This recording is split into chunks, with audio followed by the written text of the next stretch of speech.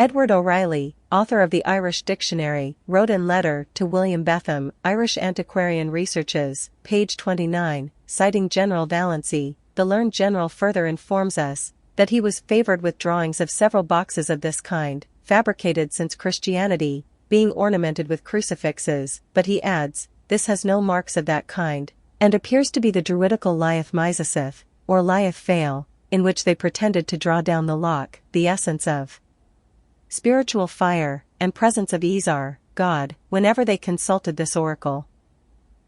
He stated that there is no such Irish word as Misasith, that the Hebrew and Chaldaic etymologies are far-fetched.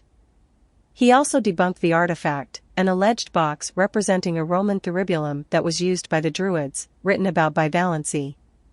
However, he did not deny their use of the word Aesar, which is the Etruscan word for God, equivalent to the Latin deus, and the origin of my family's name, Caesar, de Cesare in modern Italian, as well as the Norse pantheon, Aesar. According to Bede, Book I, Chi, and afterwards, when they, i.e. the Britons, from the south, had in their possession a great part of the island, it chanced that the Picts, a people coming from Scythia, as is said, travelling by sea, in a few long ships, the wind driving them along the coast of Britain, blew them on the north coasts of Ireland, which they found inhabited by Scots, and of whom they besought permission to settle on some part of that island, but they could not obtain their request. This account is a bit fantastical and not consistent with human nature, but I may be wrong. The Scythians would have to have sailed from the Black Sea, past Constantinople and the Greek region of the Mediterranean, and then past the Etrusco-Phoenician controlled Mediterranean, something that isn't done on a whim. The solution to this would be that the Picts, or Scythians if that's who the Picts are, were part of that Etrusco-Phoenician empire. He continued, the Scots answered that the island was not large enough to contain them both, but we, said they, can give you counsel what is best to be done. We know there is another island eastward of us, at no great distance, which is visible to us in fine weather. You may go and inhabit it, and if you meet with resistance, we will assist you. Whereupon, they sailed for Britain, and settled themselves in the north parts thereof, the south parts of Britain had occupied before. The Picts having no wives, requested of the Scots to be allowed to marry their daughters, which the latter agreed to, on the condition, that whenever the matter was doubtful, they should choose their king of the woman's house, rather than the man's, which order the Picts observe to this day, as is well known. In the process of time, after the Britons and Picts, the Scots also settled in Britain among the Picts. They came from Ireland under Riuda, their general, and by friendship and their swords, they established themselves in that country. From this general, they are called the Dowredini, for, in their language, Dal signifies a part. In previous posts, I've noted the similarities between the nuragic structures in Sardegna, Italy, and the Pictish towers, along with those found in the Balearic Isles. I highly doubt these cultures would allow foreigners to settle amongst them and marry their kin unless there was some affinity. I suspect we are looking at peoples from the Phoenician colonies making their way to the British Isles after the collapse of their locality, or the exhausting of resources that initially brought them to those regions. Were it to be a more significant event, it may be the splitting up of an empire into different factions, i.e., the Etruscans, Carthaginians, Romans, Greeks, etc. Being that the Scots and Irish, along with the other peoples/factions of Britain, were ancient Phoenician, the Scots welcoming Picts would be akin to Italian Americans welcoming Sicilian or Sardinian immigrants.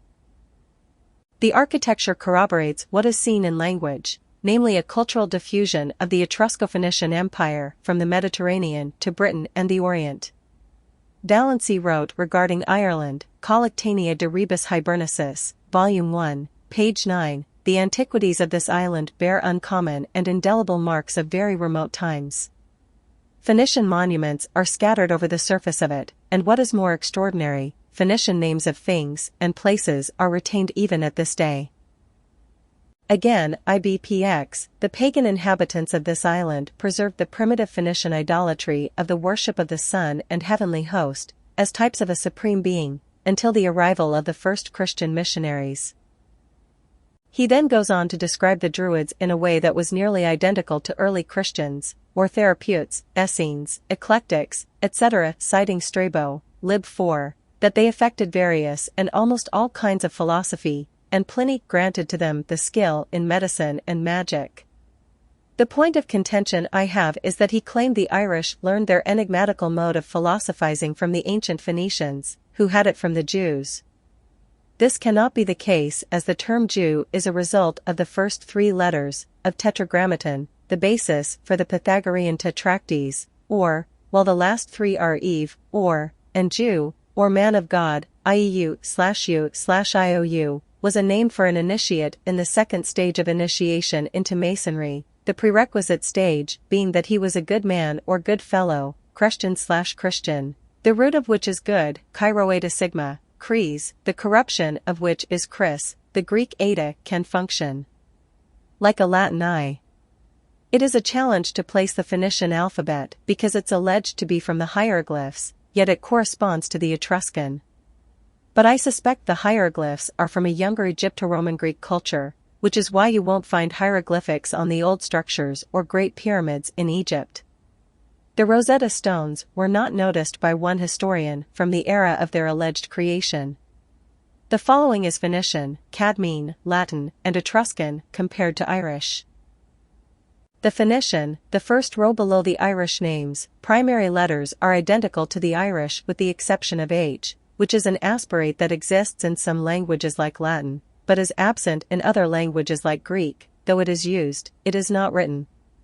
The further back in history an alphabet existed, the fewer the letters and more examples of them serving several functions are found, such as the Phoenician Vav, which allegedly functioned as F, V, U, W, and Y. Higgins suspected that the U was originally the 6th letter in all of these alphabets, Celt. Druy. Page 257, but after it got changed by degrees into the V, then into the F or the digamma, the necessity of having a separate sign for the vowel sound U obliged them to add a letter, and it is found in those alphabets at the end, after the final letter tau, T, and is merely the letter V with a tail to it, Y. Many of the learned men whose work I've gone through are of the opinion that this diffusion is from the Orient. But other learned men and myself are of the opinion that this diffusion is originating in the Mediterranean, namely Italy and Egypt, and spreading with the mariners, namely those we call Phoenician, also referred to as the holy sailors, Dioi Peliskoi. If this sort of content intrigues you, grab a copy or listen to the holy sailors, click the image. Become a member to see the rest of this resource. If you've never been a member and want a comped month to see if my work is a good fit for you, follow these simple instructions.